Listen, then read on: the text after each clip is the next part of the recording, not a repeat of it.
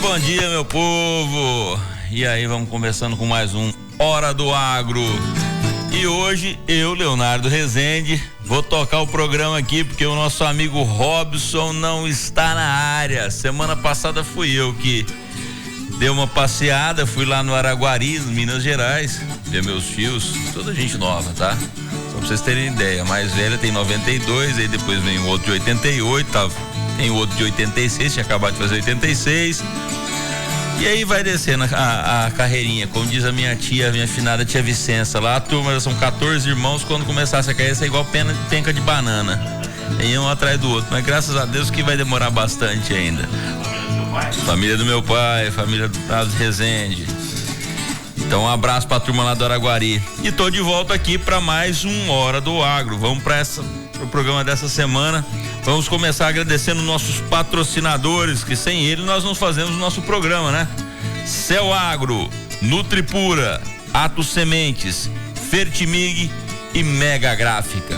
Se você quer fazer parte desse seleto grupo de patrocinadores que você vê de alta qualidade, você pode falar com a dona Edna, que é nosso comercial, telefone 67998712265.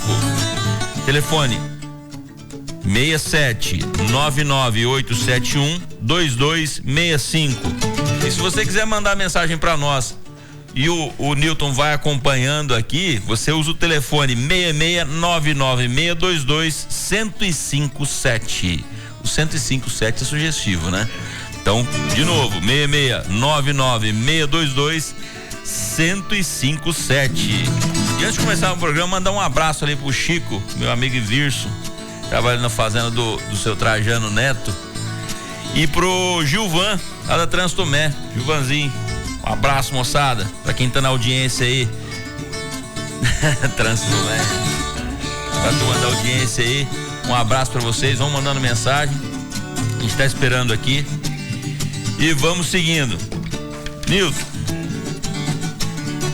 tá, esqueci de um detalhe ainda. O Silas já deu o sinal aqui para quem quiser acompanhar o programa também pelo Instagram e pelo YouTube. YouTube sempre nas quartas-feiras, né, gente? Silas já sobe o programa nas quartas-feiras às 19 horas. Esse programa tá subindo lá para a plataforma do YouTube. Então, se quem perdeu, pode assistir o programa lá e os programas anteriores também. Mas quem quiser acompanhar, pode acompanhar aqui pela rádio, pode acompanhar também pelo Instagram. E é pelo @programa Hora do Agro. @programa Hora do Agro.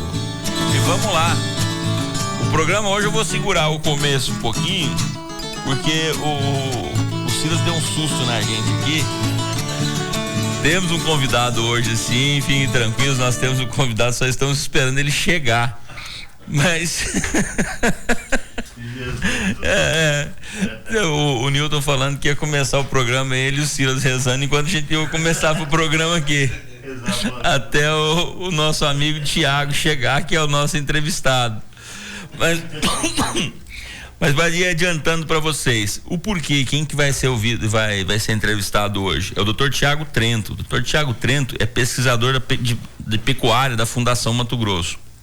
A Fundação Mato Grosso é conhecida nacionalmente como uma grande fundação de pesquisas e começou com pesquisas relacionadas à soja e algodão, mas de uns tempos para cá a Fundação Mato Grosso tem se dedicado também a pesquisas relacionadas à pecuária, por conta até da integração lavoura-pecuária. Todas as pessoas começaram a entender que a integração dessas atividades, elas se beneficiam. Tanto a agricultura é beneficiada com a pecuária, quanto a pecuária é beneficiada com a agricultura.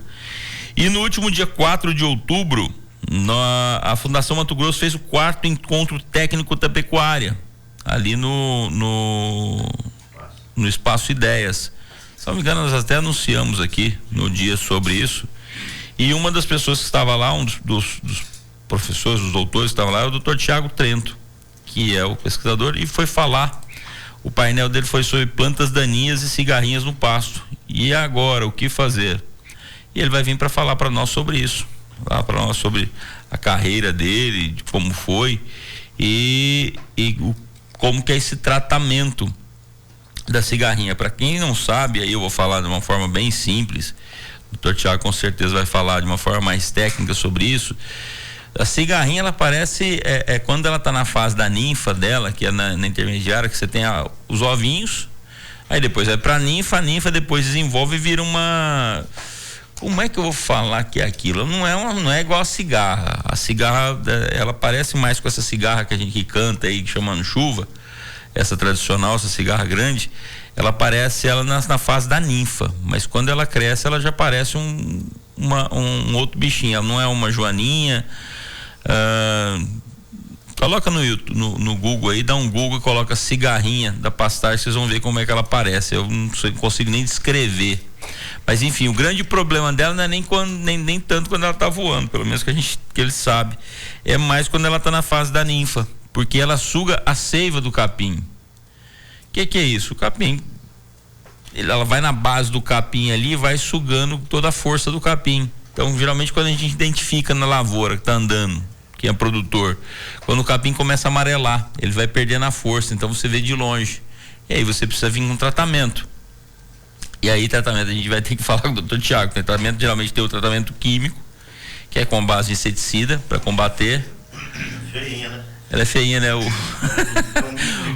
O Nilton ficou curioso, já deu um Google aqui para ver, e não dá nem para você descrever como é que você descreve esse bichinho. A cabeça dela parece uma cabeça da cigarra, né? Mas ela não tem a asa transparente igual a da cigarra, ela tem várias cores, tem a asa preta e branca, parece uma zebrinha. Enfim. Mas aí você olha, geralmente você vai no base do capim, você olha, tem uma espuminha ali. Essa espuminha é onde fica a ninfa, e ela vai sugando, ela vai bem na base mesmo da planta. Isso atrapalha muito. Aí você atrapalha a produção. Se você atrapalha a produção do capim, você tem menos massa. Se você tem menos massa, você vai ter menos capim para o gado comer. Você vai ter que diminuir lotação. Então você tem prejuízo. É prejuízo para a produção de capim, consequentemente prejuízo para a produção de carne. E aí você tem alguns controles, como eu falei, aí você tem o químico, inseticida, você tem biológico, que aí sinceramente eu nunca usei, nunca vi usando, mas deve ter alguma validade. E aí eu ia até falar com o Dr. Tiago, que eu lembro eu conto um pouco o tempo, isso deve ter uns 40 anos, 35, 40 anos.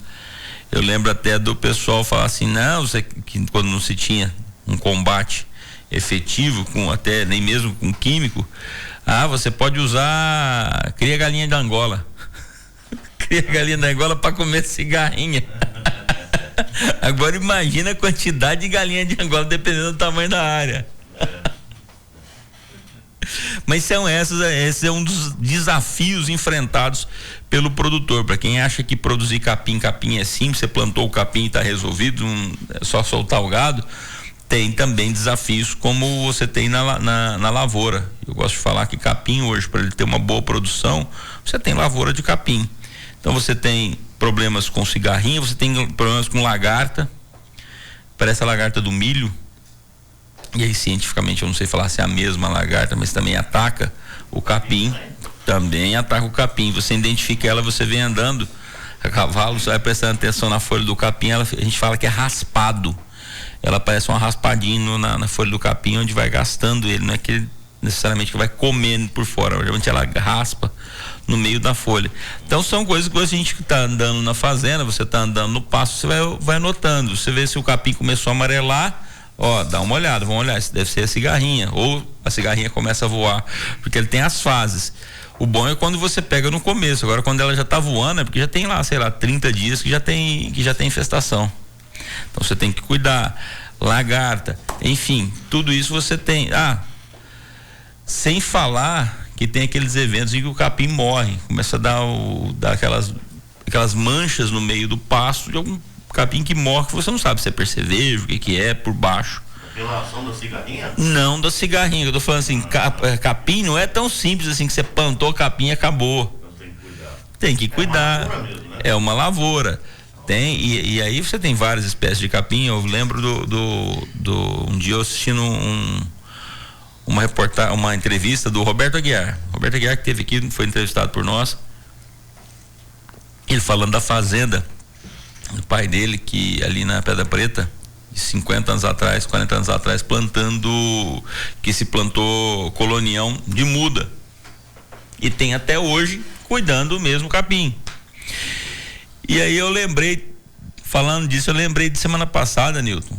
Você me mandou uma mensagem da senhora, como é que é o nome dela? Da Dona Luzia Aparecida Anacleta.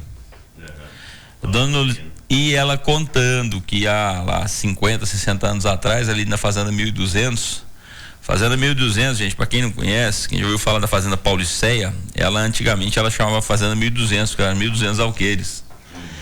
E aí depois virou Fazenda Pauliceia.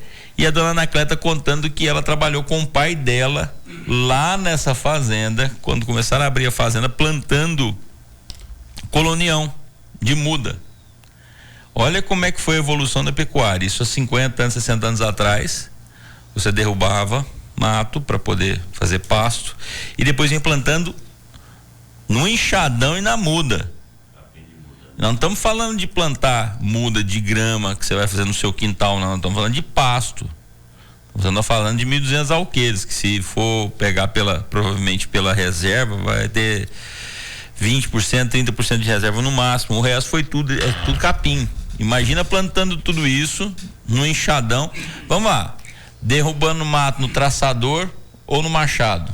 Quem não conhece traçador, imagina um serrote de 2 metros de comprimento. E um pega de um lado, outro puxa do outro e para serrar. Exatamente, chama traçador. Eu era grandão, meu pai brincava, falava, se cuidar, você vai cair de cima do traçador. Aí. Era criança. Traçador ou no machado, você derrubava, depois você derrubar, já pôr fogo. Porque era para queimar aquela madeira, virar para poder fazer o capim. E aí plantava o capim no enxadão, na muda. Não é na semente igual hoje você põe na plantadeira. Depois veio plantadeira manual, a catraca, né? Plantava capim, eu lembro de plantar capim, plantar milho, jogar a lanço. Mas hoje você tem plantadeira. O capim também. As coisas evoluem, por isso que você tem uma produção maior, você tem melhor, você encontra. Ô Tiago, ó. Bom dia, doutor. Gente, alívio dos nossos corações, o nosso entrevistado chega. E aí você tem, já vou falar contigo, Thiago, terminando aqui. Aqui pra você chegar logo. Terminar aqui. E aí você vem com novas tecnologias, você vem com tecnologia e o Thiago vai poder falar isso muito melhor para nós, tecnologia nas sementes, a grande tecnologia das sementes hoje, que você não precisa mais plantar capim de muda. Sim. Imagina hoje com a produção que a gente tem, a quantidade de gado que a gente quer, de carne que se produz no Brasil hoje. Se você não tivesse essa evolução, então a evolução não é. Nós entrevistamos várias pessoas aqui. Você tem a evolução de como tratar o solo, você tem a evolução de como melhor tratar esse solo com um melhor capim, uma forrageira melhor. Você tem a evolução de como fazer o manejo dessa forrageira. Aí você vem para a evolução de como você selecionar melhor o gado, você vem para a evolução da inseminação artificial para otimizar a produção de animais, você vem a melhoramento genético. Então tudo isso somado, inclusive com melhoria de manejo de gado, você tem o melhor resultado na produção de carne por hectare. Até chegar a esse nível de lavoura de capim. E a lavoura de capim que contribui para tudo isso. Mas vamos lá, agora vamos falar com quem entende. Quem falou até agora aqui é o curioso, é o cara que só vê isso na roça. E não é tanto quanto outras pessoas que estão aí, mas que gosta muito. O doutor Tiago Trento, seja bem-vindo, doutor Tiago. Bom dia, desculpa o atraso. Que é isso? Foi lá no GPS, estava marcando 6 minutos longe de casa. Aí quando eu vim, 16, falei, nossa, tem algo errado com o GPS. Isso é culpa do Silas. Tem algo errado com esse GPS aí, mas peço desculpa, né? Mas é importante a gente estar aqui, bater um papo com você, tá? Então, bom dia. Bom dia de novo, Tiago. Muito obrigado. Tiago, para quem perdeu o começo do programa, eu falei, é pesquisador da pecuária da Fundação Mato Grosso. E eu destaquei aqui, doutor, que a gente lembrava que há 2 semanas atrás vocês fizeram um 4º encontro técnico da pecuária da Fundação Mato Grosso, lá no Ideias, e tiveram vários painéis, e um dos painéis foi um painel que o senhor conduziu, que é plantas daninhas e cigarrinhas no pasto, e agora o que fazer. E aí eu estava falando que a Fundação Mato Grosso começou lá atrás, mas principalmente em pesquisa de soja e algodão. E depois, de um tempo para cá, começou também a entrar nas pesquisas da pecuária, porque se identificou que a integração lavoura-pecuária, ela hoje, não vou falar que é o futuro, já é o presente. Se você não faz integração, você está ficando para trás, e todos entenderam que os benefícios mútuos que traz, tanto para a lavoura o uso da pecuária, e tanto para a pecuária também o uso da lavoura. Então, a Fundação Mato Grosso vem investindo nisso. Mas antes de a gente falar, vamos aproveitar o restinho do primeiro bloco aqui, que a gente tenha mais uns minutos, que é geralmente a pergunta inicial que a gente faz para todos os nossos entrevistados, para todo mundo entender quem é o Dr. Tiago Trento. Conta um pouquinho para nós, doutor, quem é Tiago Trento? De onde veio? Se é aqui do Mato Grosso? Onde é que começou? Que estudou? Onde fez faculdade? E como é que chegou hoje a doutor? Imagino que seja agrônomo? Não? Zootecnista? Zootecnista. E como é que chegou aonde chegou? Esse caminho, porque tem gente que está escutando na rádio aí e imagina, fala, não, mas isso aí é para quem já está no meio,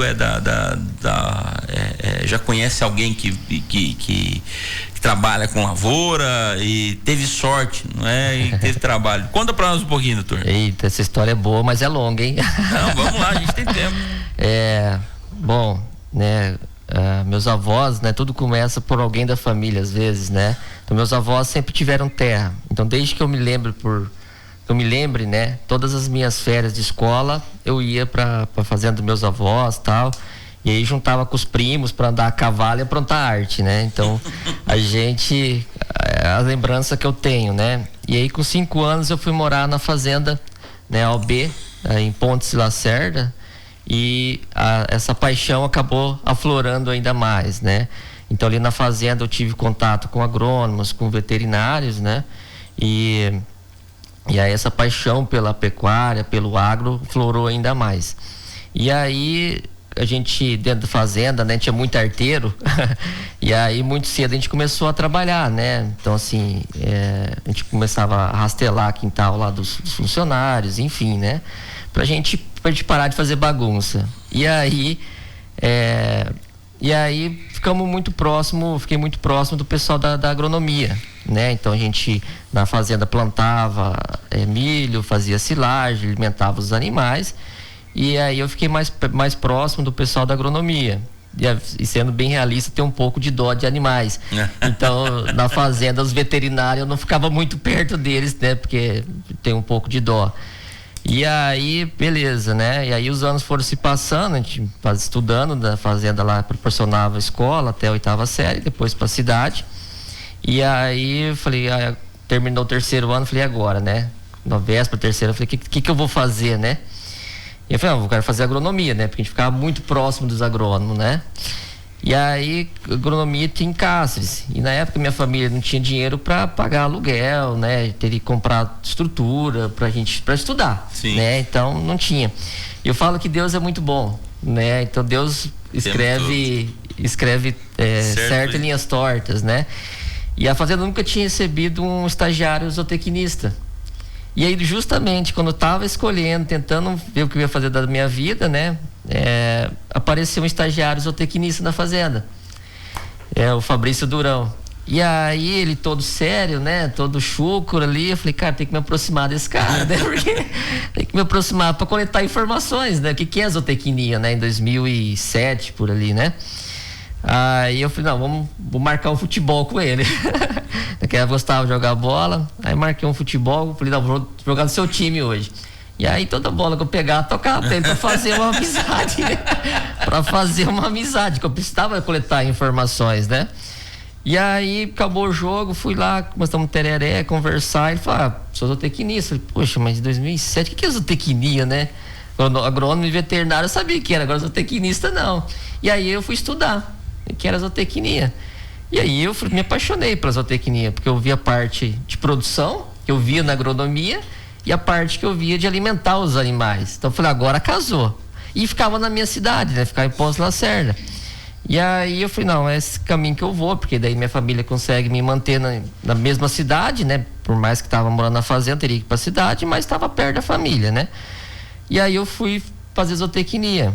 Então eu entrei na universidade em 2008, né? Comecei o curso de zootecnia em Ponce Lacerda, terminei, aí falei, vou terminei em 2012/2, né? Que é 4 anos e meio, né? Hoje passou a 5. E como eu fui criado em fazenda, eu falei, não, vou voltar para fazenda, né? E aí eu arrumei um serviço na Fazenda Santa Cruz, em Vila Bela, Santíssima Trindade, e fiquei lá por 6 meses. E vi que eu precisava aprimorar meus conhecimentos, né? Que aquilo que eu tinha absorvido na universidade, por mais que era uma carga muito grande, mas precisava absorver mais. Mas antes disso, dentro da zootecnia, eu falei, não, eu vou para a parte que eu gosto, que é a parte de produzir alimentos. Então eu fui bolsista com a parte de produção de alimentos, né? Utilização de adubo ali e tudo mais. Né? Porque eu acho fantástico a gente fazer algumas coisas que proporciona que a planta produz mais. Eu acho isso fantástico, né? E aí, como eu já vivi isso na fazenda, fui para essa área na zootecnia, né? E por mais que a gente vê tudo, frango, um monte de coisa lá, eu pulava fora. Mas era obrigado a gente fazer, né? E aí eu fui trabalhar na fazenda, fiquei 6 meses, né? E aí eu falei, não, eu preciso aprimorar meus conhecimentos. Aí 2 amigos foram fazer a prova do mestrado na UEMS, aqui da UANA. Hoje eu falo, né? Porque foi regravado o Pantanal, né? Então hoje eu falo que o pessoal conhece um pouco mais, né? E fui lá, e aí fui orientado a professora Luísa Melville, né? A gente fala que na vida a gente algumas pais e mães, né? Foi realmente uma mãe para mim, né? Ficar longe da minha família pela primeira vez, longe mesmo, né? Então é um desafio muito grande. E aí em 2013 me ingressei no mestrado em Aquidauana, né? Com a professora Luísa. E aí lá eu conheci a minha atual esposa, né? Que nós éramos do mesmo grupo de pesquisa, ela também era orientada a professora Luísa. A vida tá aí toda emaranhada. Aí você começa a trabalhar, né? E aí ela viu esses olhos verdes aqui e não resistia. Eu acho que foi assim, né? Eu acho. Simpatia, que é isso? E aí eu acho que foi assim e aí terminamos o mestrado também nessa parte de produção de alimentos, né? Utilização de adubo e tudo mais. E aí ela também me incentivou muito a terminar o doutorado, que para mim estava bom. O que eu queria, eu já consegui, que era aprimorar meu conhecimento. Aí ela me incentivou, nós fomos pro doutorado em Maringá, na UEM, né? E lá eu encontrei o professor Ulisses Secato, também um pai, né? Já de 70 anos, nossa, me ensinou muito. Eu acho que a evolução também como pessoa, amadurecimento é muito importante, né? E essa é uma coisa que eu buscava, né? Era ter várias escolas para pegar vários estilos de pessoas, né? Para tentar formar um profissional mais completo. E aí também lá no doutorado fiz com manejo de pastagem, aí foi manejo, não adubação. Mas lá também trabalhamos com bactérias, com adubo, enfim, trabalhamos bastante, né? E aí minha esposa passou, né, num concurso em Salvador, para a área de zootecnia, tá? E aí eu continuei fazendo doutorado. E aí depois fui lá para Salvador, né, para acompanhar ela, né, para se estabilizar. E aí uma amiga convidou para ir para Nova Canaã do Norte e trabalhar na Fortuna Nutrição Animal, que é na área de pesquisa também. E lá eu aprendi muito também. Então assim, eu tinha a parte acadêmica, mas ainda não tinha a parte talvez pós-academia, né? Saía muito aquela parte do doutorado, de pesquisa e tudo mais, tá? E aí eu fiquei lá 1 ano e 6 meses, aí veio pandemia, tudo mais. E aí nós decidimos que estava na hora da minha esposa voltar de Salvador, né? Porque Salvador, lá longe e tudo mais, né? Doutor, segura um pouquinho. Falei que a história era longa. Vai ter uma pausa aí e a gente volta depois pra ver como é que a esposa do doutor veio de Salvador. E aí até chegar na fundação. A pecuária, minha gente, ela vai estar onde nós estamos, porque a carne do futuro não está no laboratório. A carne do futuro está nos nossos pastos, nutritiva, sustentável. E o nosso trabalho qual que é? O nosso trabalho é colocá-la na mesa do mundo inteiro. E é isso que nós vamos fazer, junto com vocês.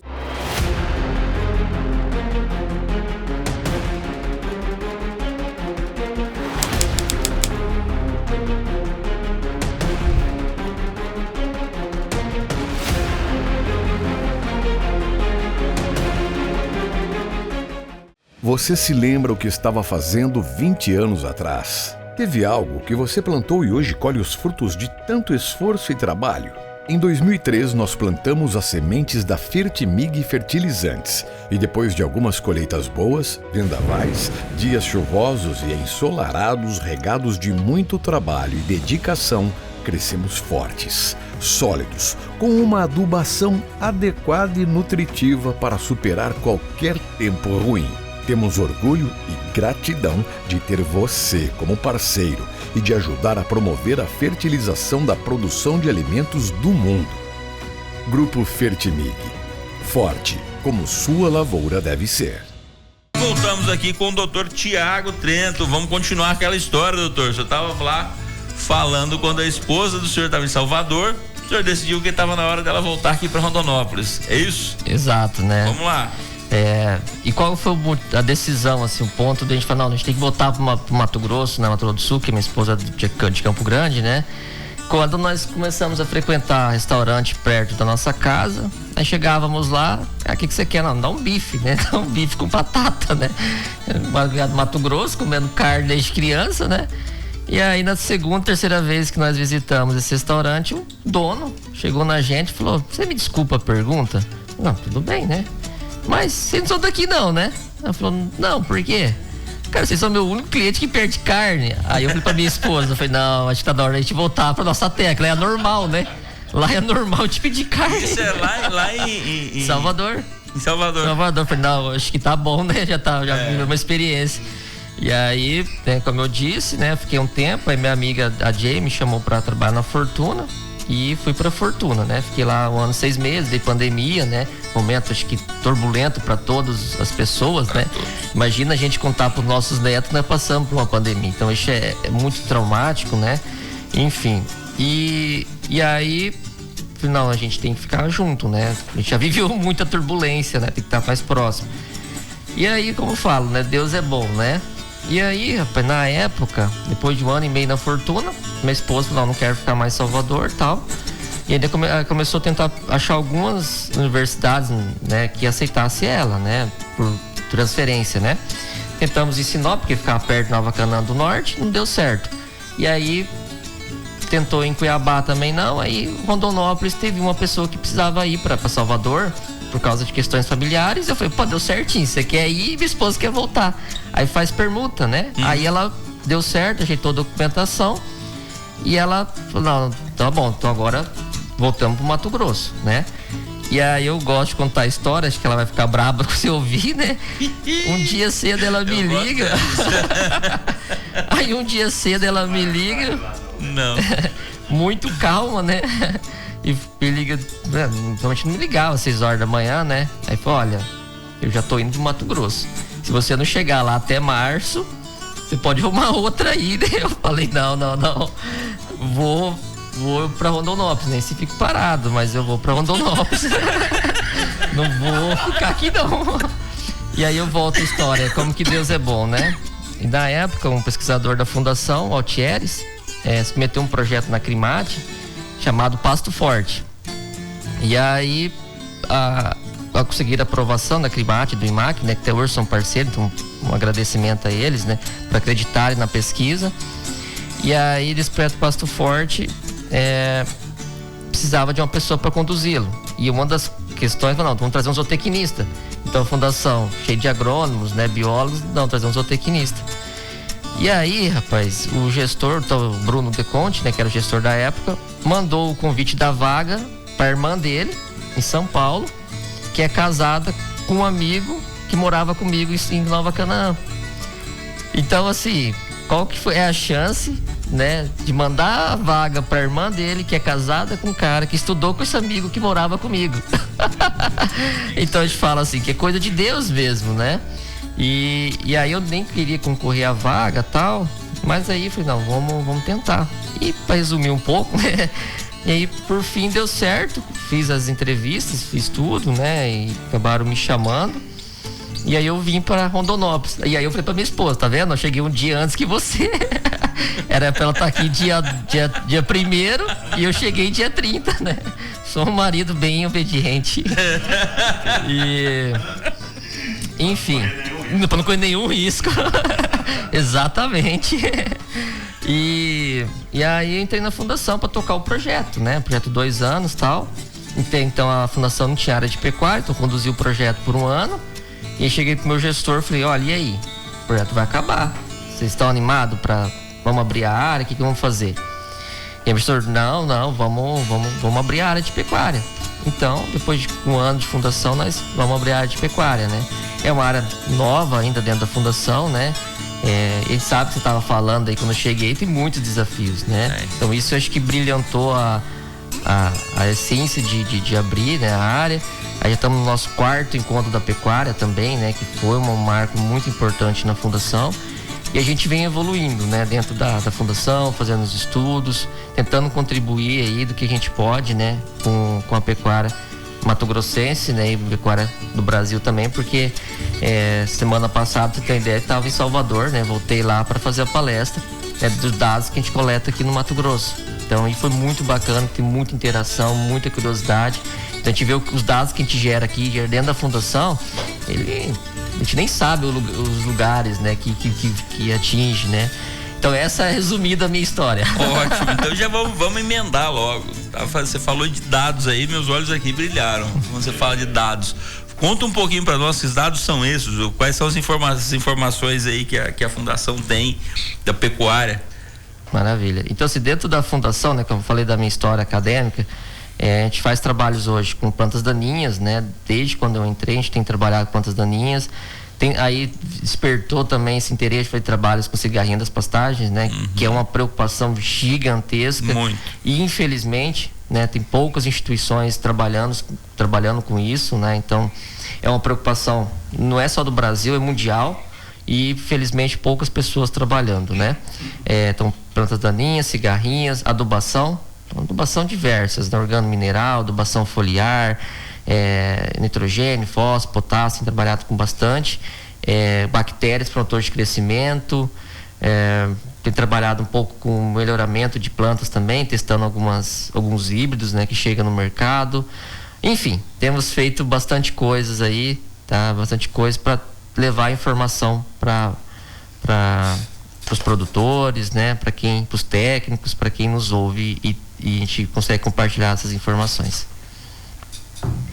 E você falou aí da cigarrinha. No começo do programa eu já havia adiantado que o seu painel lá no 4º encontro foi sobre as plantas daninhas e cigarrinhas no pasto, né? E a gente eu tava até adiantando. Vê se eu não falei muita bobagem, porque, por exemplo, no campo, quem tá no campo, a gente tá andando no pasto, uma das coisas que a gente olha começa a amarelar o capim, é alguma coisa que está acontecendo com a planta. Aí você vai olhar na base do capim, ele geralmente é braquiária, você vai olhar, tá aquela espuminha. Ali começa o problema da cigarrinha pro capim, porque ele vai sugando a seiva, é isso? Exatamente, né? A gente fala que é um inimigo silencioso, né? Então, assim, quando já está amarelo, já está ali bem característico, né? O ataque já está num estado severo, né? Estado severo de ataque. Então, do meu ponto de vista, a gente tem alguns problemas quando a gente fala de cigarrinhas. O primeiro, que eu acho que é muito importante, é o monitoramento. Uhum. Né? Então, dificilmente os produtores, os técnicos, né? Estão atentos a esse monitoramento. Só para você ter uma ideia, nem ainda estabilizou as chuvas, né? Estamos em outubro, e já tenho recebido fotos, né, de ninfas, né? O capim tá amarelo, tá seca, né? Uhum. E já tem cigarrinha.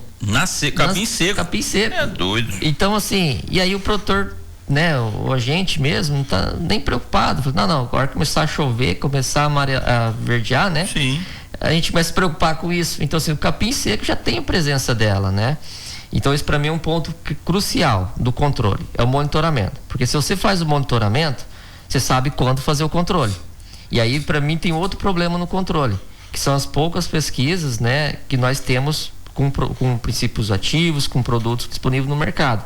Então, a gente tem visto, ouvido e testado, né, já há 3 anos, para o 4º ano, testando produtos, que existem produtos que muito pecuarista usa, só que não tem efeito.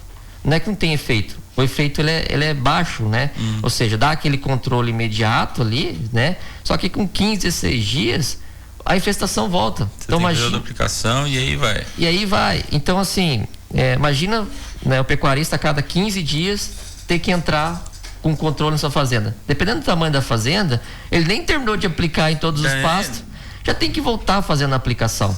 Então eu vejo 2 problemas no controle de cigarrinhas. Primeiro, muito importante, monitoramento, tá? E aí, se a gente sabe o que fazer, produto.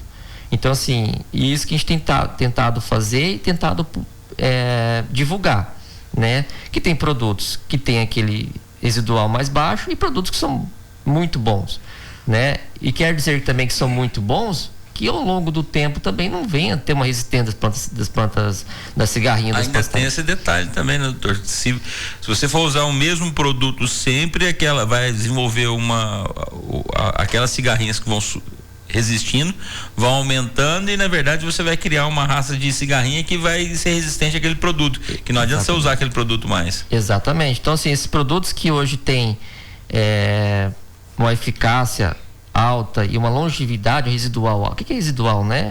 É o controle permanecer por muito tempo, ou por mais tempo, né? E eu tenho falado para essas empresas que têm os produtos melhores hoje. Cara, eles têm que se preocupar com essa resistência que ao longo do tempo vai ser normal. Então, produtos que nós ouvimos no passado que funcionava, hoje estão patinando. E isso é normal, né? Por quê? Porque às vezes é dose errada, às vezes é excesso de aplicação, por não ter o monitoramento. Não, eu vou montar um calendário de aplicação, cada 30 dias, não sei, né? Mas eu vou fazer aplicações e às vezes sem precisar. Então acaba criando uma resistência no inseto. É um inseto vivo, que se evolui, que multiplica, então tem que tomar muito cuidado.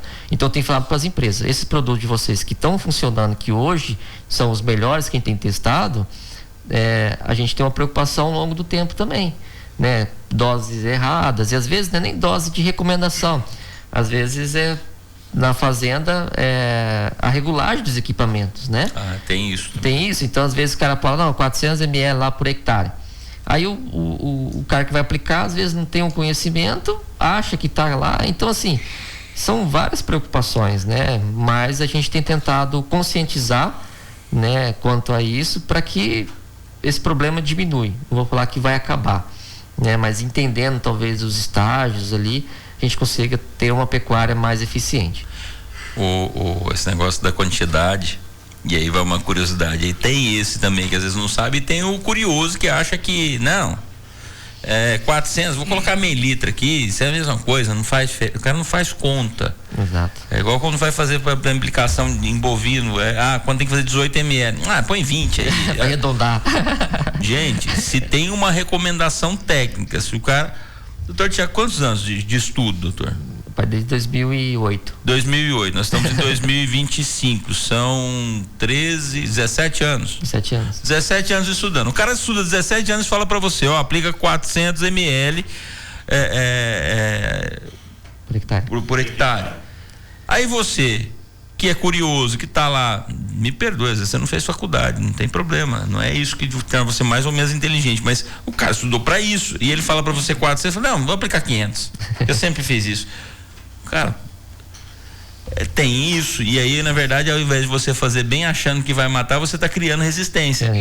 Para erva daninha é a mesma coisa? Não. Não tem resistência, a erva daninha não cria resistência. Não que cria resistência, eu vejo que o problema das plantas daninhas são outros, né? Porque plantas daninhas é uma planta, então a gente consegue manejar melhor do que um inseto vivo, né? Então eu falo assim, que para planta... Inseto voa, a planta não sai andando por aí. Enquanto tá parada, a gente consegue trabalhar melhor. Consegue trabalhar melhor. Por isso que a gente fala primeiro da cigarrinha, porque o problema, do meu ponto de vista, complicado. É mais complicado. Gente, entenda uma coisa, botando cigarrinha, todo ano tem cigarrinha, tá? Todo ano tem cigarrinha. Então, assim, como todo ano tem seca, né? Os pecuaristas preparam para seca? Eles preparam. Então vamos começar também a se preparar para cigarrinha, porque todo ano tem.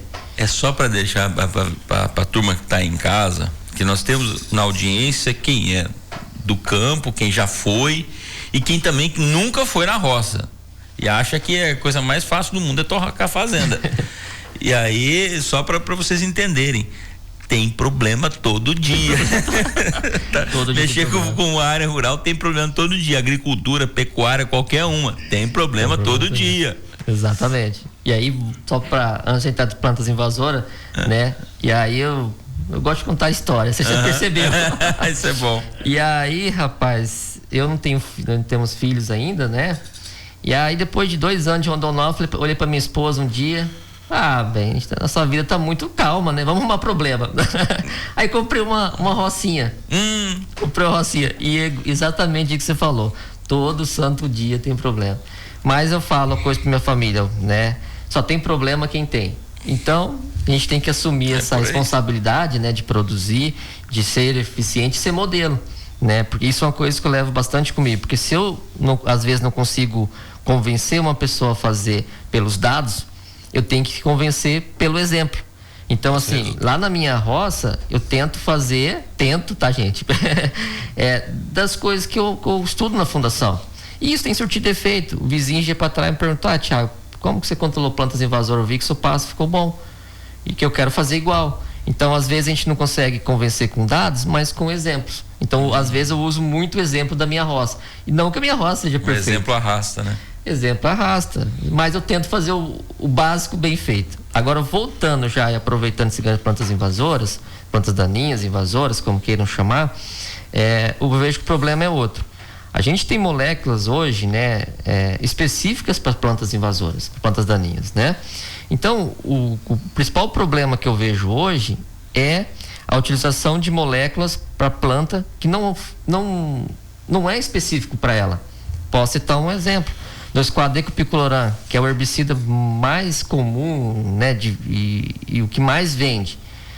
Eles são para plantas moles lá, né? Plantas moles que eu falo guanchuma, canela de perdiz, açapeixe, dependendo, né, do estágio vegetativo, malva, enfim, essas plantas moles, né? Pra quem tá ouvindo, planta mole é mole mesmo. Mole você mesmo. Pega nela, ela é mole. A gente fala planta mole, que você pega nela, ela é mole. Mole, exatamente. O talo dela, o caule dela, ela é mole. Exatamente, são plantas moles, né? E mais fácil de morrer essas aí, né? Exato, né? E aí que muitas vezes a gente tem ouvido, né? Pega esse produto que é específico para esse nicho de planta e aplica em outro. Então, assim, não tem como a gente esperar um resultado de um produto que não é para aquele alvo. Entendeu? A mesma coisa se você tiver com dor de cabeça, tomar um remédio que não é para dor de cabeça. Não vai resolver o teu problema. Vai resolver? Não vai. Então, assim, plantas daninhas, eu vejo que esse é o problema, né? A aplicação errada de moléculas. Como você chega hoje e compra um produto na casa agropecuária? Muitas das vezes, acha, não, eu quero um herbicida. Dificilmente chega um produtor lá e fala, não, eu quero um herbicida para guanchuma, malva, açapeixe, fedegoso. Nunca ouvi isso, né? Então, assim, não, eu quero herbicida. Aí o cara que está vendendo, né? Muitas das vezes, ele fala, não, vou fornecer o mais barato, que é o comumente vende, e tá tudo bem, não especificou para que é, né? Qual que é o alvo, e aí a gente tem problema, né? Então, eu vejo que esse é o principal problema de plantas invasoras, né? O uso incorreto de produtos. E aí, como eu alertei no evento da pecuária, chega no produtor, na casa agropecuária, e fala, olha, eu tô com esse problema. Se você não sabe o nome, leva algumas fotos. Olha, cara, lá em casa eu tenho, olha, esse aqui são minhas plantas invasoras, ó. E aí eu tenho certeza que ele vai te passar um produto ideal para o alvo. E voltamos pro bloco final do nosso programa, 6h46 da manhã, aí aqui com o Dr. Thiago Trento, falando sobre ervas daninhas, sobre plantas invasoras, né, doutor? Falando sobre cigarrinha. Vamos lá vamos pular um pouquinho dessas pesquisas da Fundação Mato Grosso. A Fundação Mato Grosso tem essa parte dedicada hoje à pecuária e ela investe em pesquisas voltadas ao quê? A moléculas que podem ajudar no combate, a estudo de como, de meios alternativos. O que a Fundação Mato Grosso tem estudado para esse tipo de combate de plantas invasoras, ou por exemplo da cigarrinha, ou da lagarta? Não sei se tem alguma pesquisa quanto à lagarta que ataca o capim. Lagarta é outro problema, né? Começou a chover, a gente começa a receber foto de lagarta, né? É só começar o capim ficar bonitinho que... Mas esse ano elas estão mais alvoroçadas, né? Também. Como eu falei pra você, o capim tá verde e a lagarta ele tá pegando os brotos, né? Que é muito preocupante, né? Então eu falo, o produtor tem que estar muito atento ao pasto, né? Tem que andar, né? Tem que andar. Fala que lá na fazenda faz o seguinte, a gente tem que andar. Tem que andar. Tem que andar. A gente fala assim que o pasto conversa com a gente, né? Às vezes a gente tem que entender os sinais. Por exemplo, se tem cupim, pode fazer uma análise de solo que tem algum problema. Se está com presença de plantas invasoras, pode olhar que tem algum problema. Então, o capim, né, o pasto acaba falando com a gente, né, das suas formas, né? Então, a gente tem estudado, além de moléculas, produtos, né, já há algum tempo, e também na questão de adjuvante também, né, que é muito importante nas aplicações. E agora também nós vamos voltar aos focos para a utilização de tecnologias para drone. A gente tem visto que drone também o pessoal tem utilizado bastante, né, pela sua agilidade, né, e tudo mais, seus benefícios, e a gente não tem encontrado muitas informações disponíveis, né? Às vezes informações que a empresa conduz, fica na empresa, mas a gente precisa dar uma peneirada nas informações, digamos assim, né, para ter um padrão, né, um padrão para que as pessoas possam usar as informações. Então a gente está buscando recurso para afundar, né, as pesquisas nessa linha também. Então a fundação na área de pecuária, como falei para você, ela desenvolve vários trabalhos, né? E para quem está nos ouvindo, quem depois vai nos assistir, caso também tenha problema da sua fazenda, entre em contato conosco. Ah, não, Thiago, o problema lá é manejo, é plantas invasoras, é cipó, é cigarrinha, lagarta, para que a gente também possa estar direcionando os nossos trabalhos, né? Porque, como eu falei para você, a fundação é uma instituição privada sem fins lucrativos, e que o nosso objetivo é desenvolver pesquisa para que o produtor aplique na sua fazenda. E se muitas das vezes não chega o problema para a gente, como é que a gente vai estudar, né? Então, assim, eu estudo às vezes coisas que a gente acredita que está com problema, né? Como eu falei para você, cigarrinha, todo ano tem. Plantas invasoras, todo ano não tem problema, né? Lagarta nós montamos trabalhos no passado, mas nós tivemos uma dificuldade porque o ciclo dela é muito rápido, né? Então, assim, às vezes você fazia a visita na fazenda, não tá com foco, aí até organizar a equipe para fazer as aplicações do trabalho, a lagarta tinha mudado de estágio. Então, assim, às vezes nós aplicávamos, temos dificuldade, tá, para fazer trabalhos com lagarta, mas a gente sabe que precisa, né? A gente entende e já tem a necessidade de estudar, né, produtos, estudar momento de aplicação, estágio, né, de aplicação. Qual o melhor estágio? Qual o melhor estágio, né? Mas a gente ainda tá engatilhando nisso, né? Então a fundação, né, tá de portas abertas a ouvir o produtor. E para entrar em contato com a fundação, por onde que o produtor pode entrar em contato? É telefone, entra no site? Quais são os pontos de contato? A fundação tem diversas, né, redes sociais, tanto e-mail institucional, Instagram, LinkedIn, Facebook. Pode entrar em contato através desses e-mail, né, não sei se eu falei, desses endereços eletrônicos, ou através mesmo do meu próprio endereço eletrônico, né, Thiago com TH, Trento, @ fundacão, né, porque não pode ter acento, .com.br, ou pelo meu contato, né, 669 9639 7133, né? 66? Repete por favor, 66? 9639 7133, tá? Então pode entrar em contato conosco, mandar mensagem, problema, que a gente vai estar atento. No YouTube lá o Silas faz a mágica e vai colocar. Isso. Lá embaixo lá o GC que fala, né? Newton já da parte técnica. Vai colocar lá no GC, vai colocar o e-mail da fundação, o site da Fundação Mato Grosso, o telefone de contato, para que as pessoas possam entrar em contato, porque isso também é interessante para a fundação. Quanto mais informações a Fundação Mato Grosso tem, ela pode direcionar seus estudos. Exatamente. Isso é muito importante. Eu sempre falo, estamos abertos, né? Ou nos visita também. Agora, também pode visitar. A Fundação Mato Grosso está aqui próximo ao Batalhão da Polícia Militar. Exatamente. Do outro lado aqui para nós está perto, do outro lado da BR aqui. Isso. Agora, uma curiosidade minha, esses dias eu perguntei pro Romão, ele ficou de me passar, parece que não tem, mas enfim, e se tem algum estudo no sentido dos adubos orgânicos, da compostagem. Vocês têm algum projeto para desenvolver isso, alguma pesquisa nessa área? A gente não tem estudo específico, tá vendo? Já é um trabalho para a gente correr atrás, né? De composto, né? De composto ali principalmente confinamento, né? A gente produz os animais em confinamento, gera os resíduos. O que fazer com o esterco, né? O que fazer com esses resíduos? Uma das alternativas é o composto, né? Então a gente não tem estudado. Eu estudei isso na minha graduação, tá? Mas bem pouco, tá? Então, assim, é uma linha de pesquisa que eu também quero me aprofundar, Porque visitando uma fazenda no Pantanal, ali perto de Ouro Branco, o produtor faz isso. Então ele pega esse resíduo do confinamento, faz a compostagem, né, todos os processos e aplica na fazenda, tá? E eu fiz uma análise desse composto, um produto maravilhoso para ser aplicado, muito rico e deu muito resultado. Depois que ele até me manda alguns áudios, foto e vídeo, nossa, Thiago, que maravilha de capim. Então a gente precisa entender e aprofundar mais, né? Porque é um problema ambiental a produção, mas se a gente puder usar a gente pode usar, né, esses resíduos, né, com ciência, com responsabilidade, tem certeza que é um baita de um produto. Aí, para quem está ouvindo em casa, a gente fala de problema.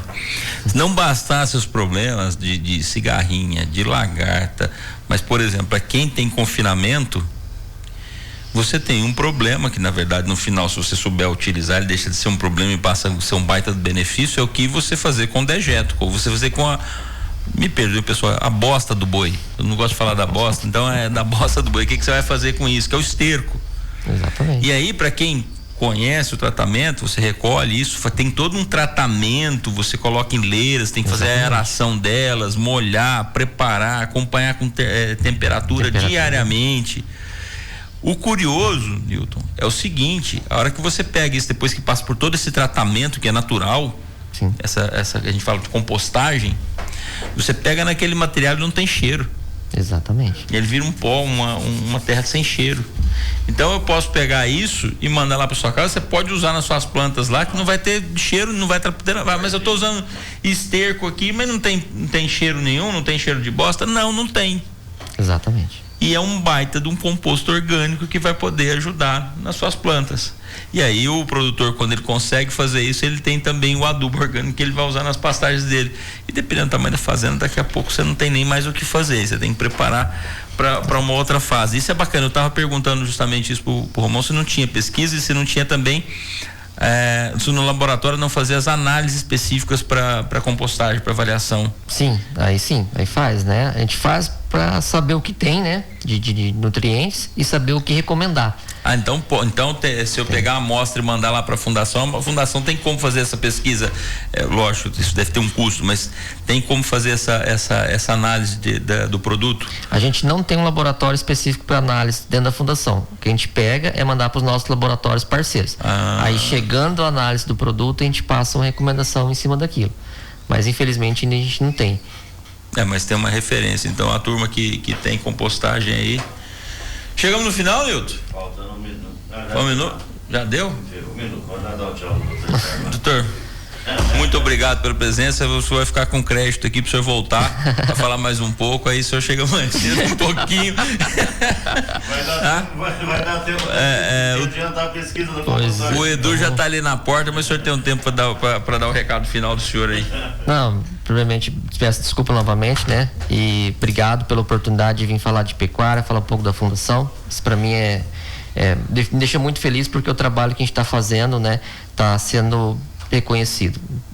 Se me convidar novamente, pode ter certeza que eu venho, né, trazer novos assuntos, outras coisas que a gente tem feito. E a fundação, pessoal, está de portas abertas, tá? Acho que esse é o recado. A fundação está de portas abertas para atender a sociedade da melhor forma possível.